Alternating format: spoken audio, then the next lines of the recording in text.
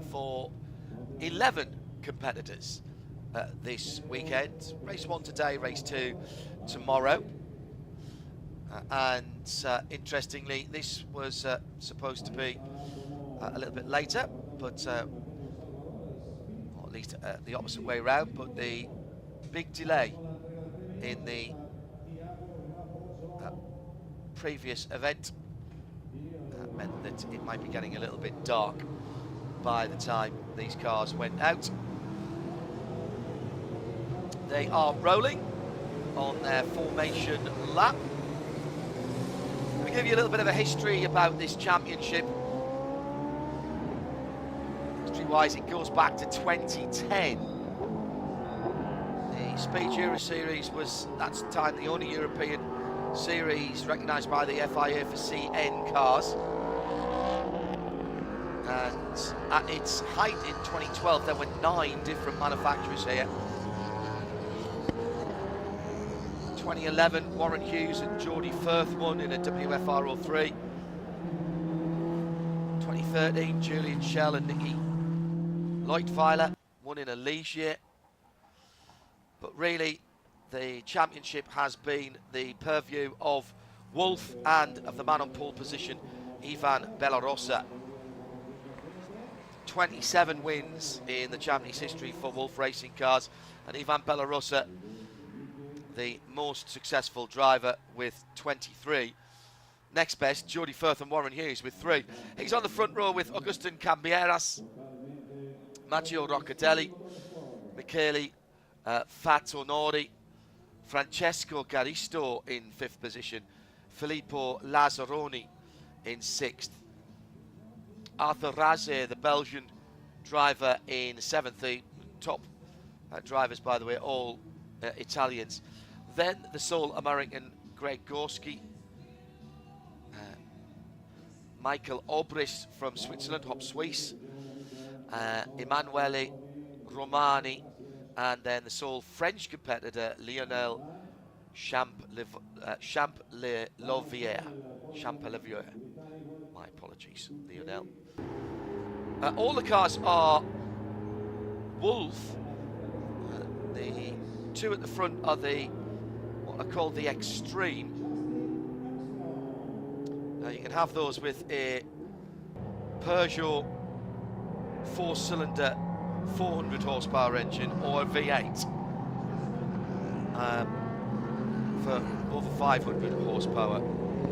Hearing these cars going around the other day, I think certainly at least Bellarossa's car sounded to me like a V8. The rest of the cars from Roccadelli down, the Thunders, well, all bar one of those have an Aprilia RSV4 1-litre motorcycle engine. And an extraordinary piece of kit that is. It's mounted transversely across the back of the car, and is a fine piece of engineering. The one exemption to that is the number 44 Emanuele Romani's car. Excuse me, Michael Obrist's car, the 142, the Swiss driver's car, which has Honda power in its car. Well, now there you see, I was expecting a standing start, and we've gone to a rolling start. No surprise to me that Ivan Bellarossa disappears into the distance. Most of these cars, as we get a touch for 2nd, 3rd and 4th, running black bodywork, and so almost impossible to tell them apart. Not very useful for commentators. So Bellarossa away. Roccadelli was defending down the inside from 2nd place on the grid.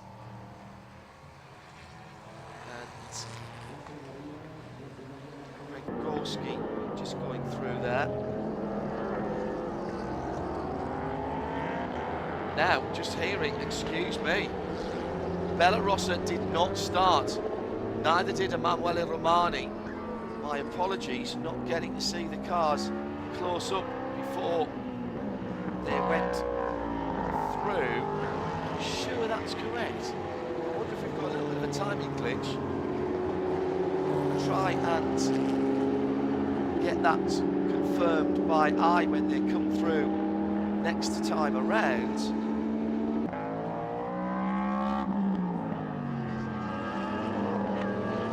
It certainly sounds like a V8 in the background, doesn't it? So at the moment, well, there's Emanuele Romani, so he has definitely started. So there is a glitch on the timing screen. I believe Bella Rossa in the 45 is the car ahead of him. So that's the Wolf Tornado. So Cavan Elias in the 11 is the leader. Yes, that is correct. So 44's dropped down. Field, I believe, has started. So Francesco Garisto in the 37, which is one of the Wolf Thunders, is in second. Roccadelli in the 91's dropped to third. Fattorini in the 9 down to fourth. So apologies for that. I should have believed my own eyes. The 44 of Emanuele Romani still showing as a non-starter after we certainly saw the 24. So have they just got a timing and transponder issue on that car?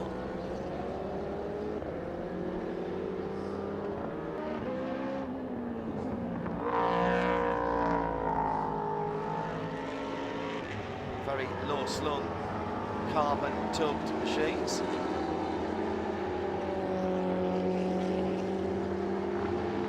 Aerodynamic downforce created by the whole of the bodywork plus a substantial under-tray and diffuser at the back.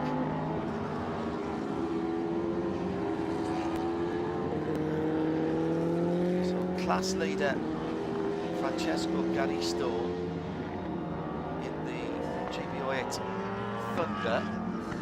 He's sitting in second overall. Lionel Champalivier in the CN class leads his class down in seventh. There goes the 11.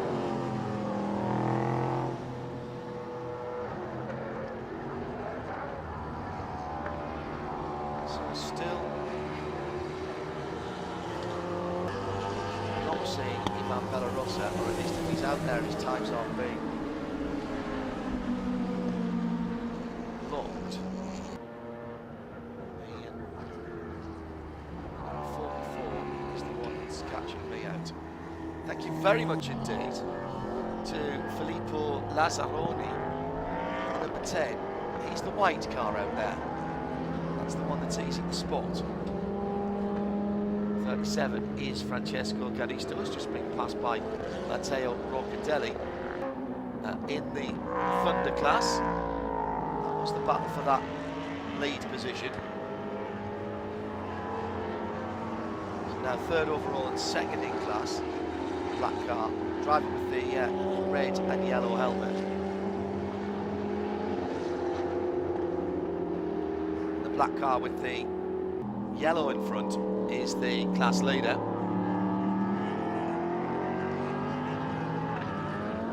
Getting airborne at the back there for Francesco. Michele Fattorini is just catching you a little bit there. The top side of the circuit now. Francesco's just leading on it. Fastest lap last time around of his race for Matteo Roccadelli, and fastest lap of the race overall by our leader Augustin Cabanillas.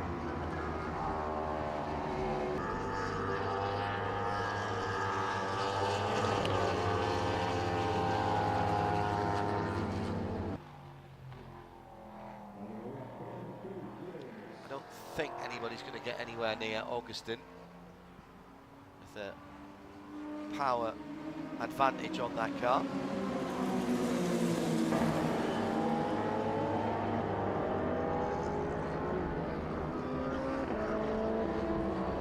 Fattorini with the lilac trim on his Thunder. Third in class, fourth overall. Rick Gorski is the second in the unlimited class to the leader.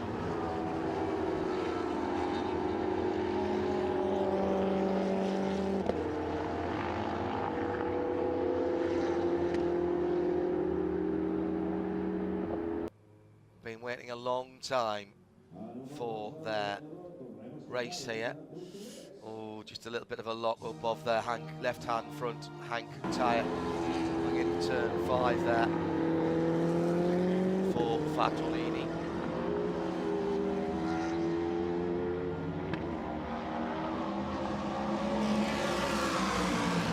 Another overall fastest lap, 1:45.883. Hanging about here, that, for our leader. Very purposeful looking cars, these Wolf machines, aren't they?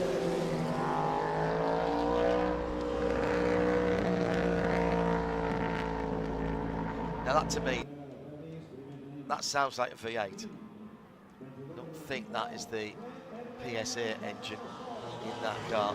I may be wrong, but I'm loving the noise of that. Through comes the number 10. That's the white car of Filippo Lazzaroni.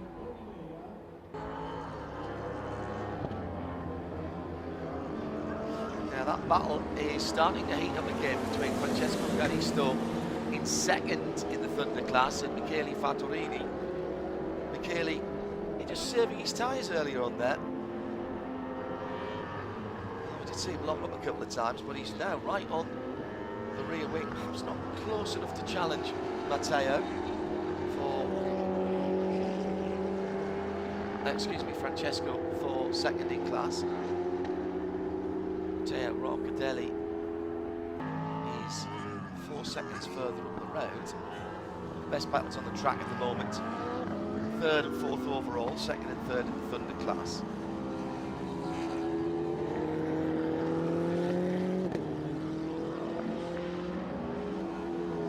Sophisticated little racing cars these. Monocoque chassis. Some single-seater carbon tub with arches thrown on them, bodywork thrown on them. Almost look like a clubman's car. Really the forerunners of LMP3s, if you think about it. This was where people got prototype experience before LMP3 came around. Wolf has cornered the market down through the years and supports this championship. Nice to see the series back after Barcelona here. There'll be 2 races at Spa in October for the Spa Racing Festival, and then at the end of October at Monza, the Formula X racing weekend.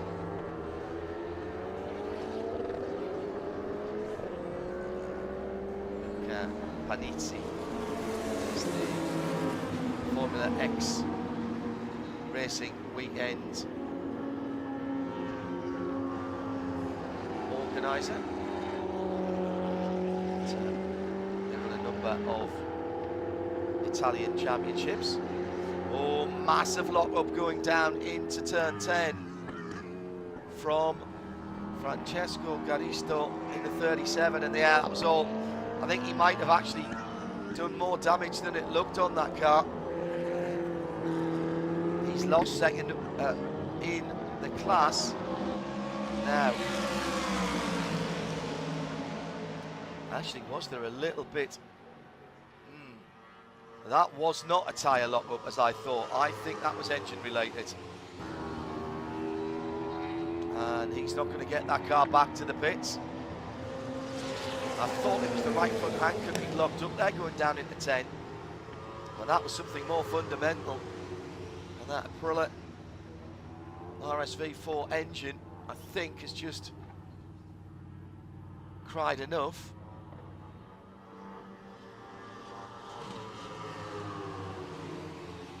Now this is going to bring out the safety car, surely, because that is in a dangerous position.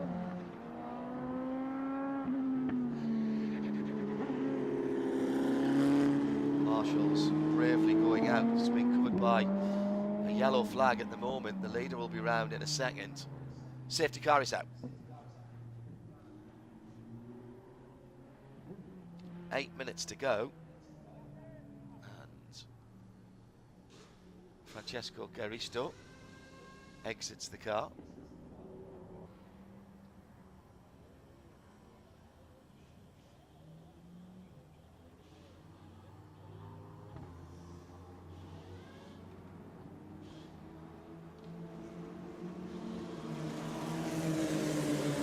So all that hard work at the front of the field has gone to nothing, although I don't think that's going to be an issue.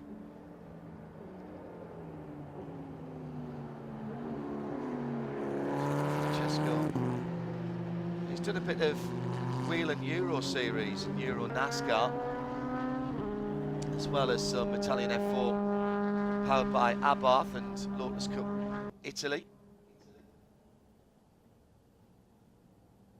before he jumped into the Speed Series, Speed Euroseries. So once again we see the Nissan GTR safety car. It will pick up our... See, there's 44. That was 44 there, wasn't it? He's deceiving me.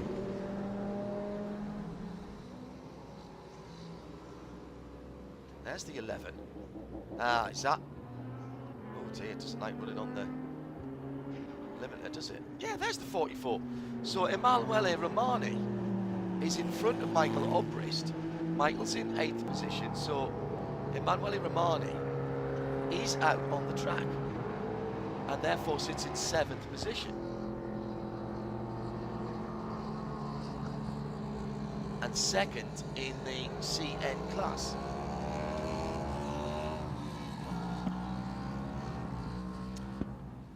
So the safety cars pick them up. They're going through turn number 2 at the moment. Here's how it stands. Agustin Cabineras is leading out. Cabineras. Matteo Roccadelli in second, Greg Gorski in third. Now in classes, that's unlimited leading from Thunder in second, from Greg Gorski, the American who's worked himself up to third, second in the unlimited class.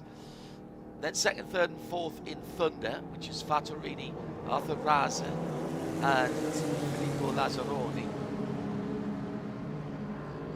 Lionel Champel-Lovier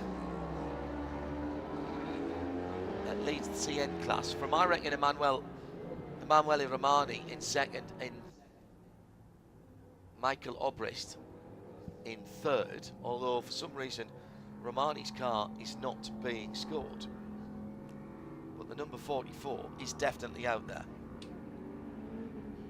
Unless it's some kind of clever trick and it's being put in there by post-production.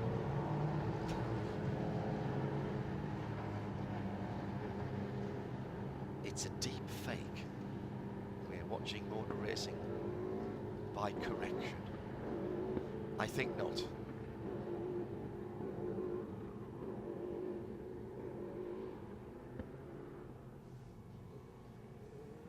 Safety cars picked up the field.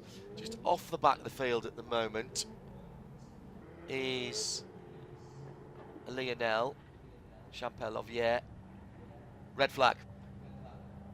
We have a red flag. Lionel and who's that in behind him? It's the 14. No, it's not. It's the 142. Michael Obrist, the CN class runners.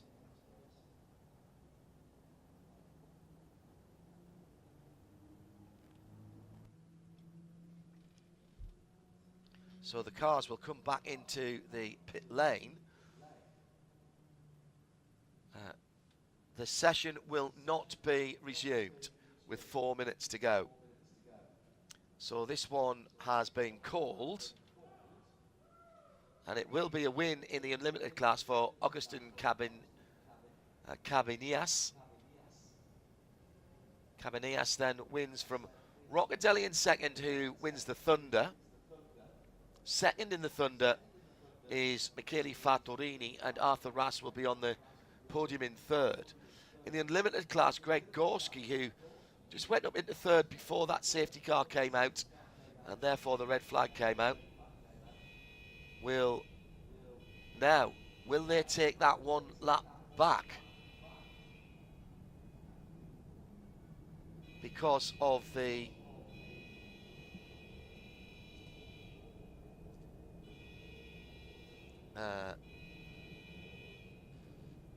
red flag? So On Air Racing wins from Avalon Formula in second and third. Let's just talk about the overall luxury car racing with the next two drivers. Then Lazzaroni,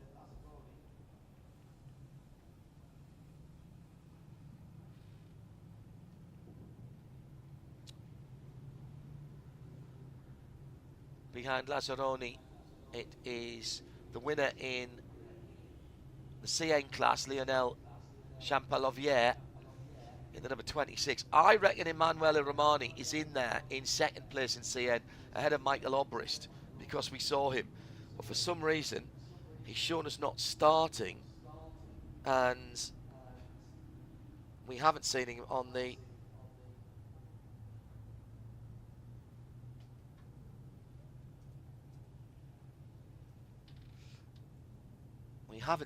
the timing at all.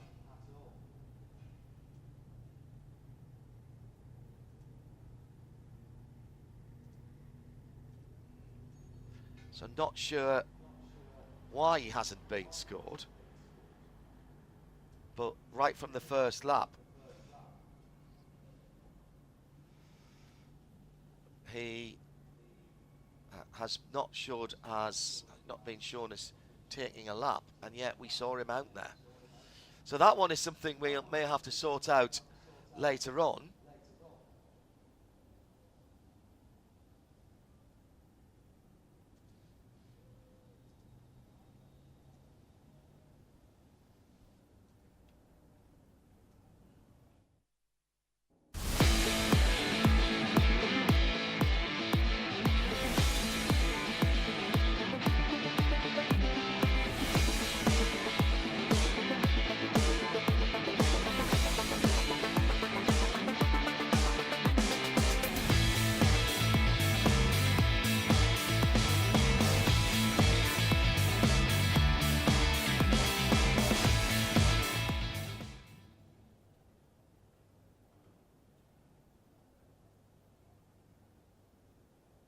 So class winners, let's quickly run through them.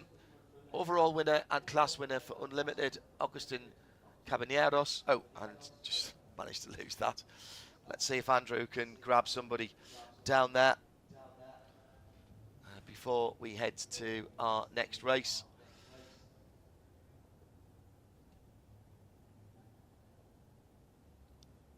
Maybe we don't have time for that. We do have a second race for the Speed Euroseries tomorrow. Hopefully you can join us for that. For the moment, from me, John Hindhaugh, and this Friday evening at Circuit de Catalunya. Bye for now.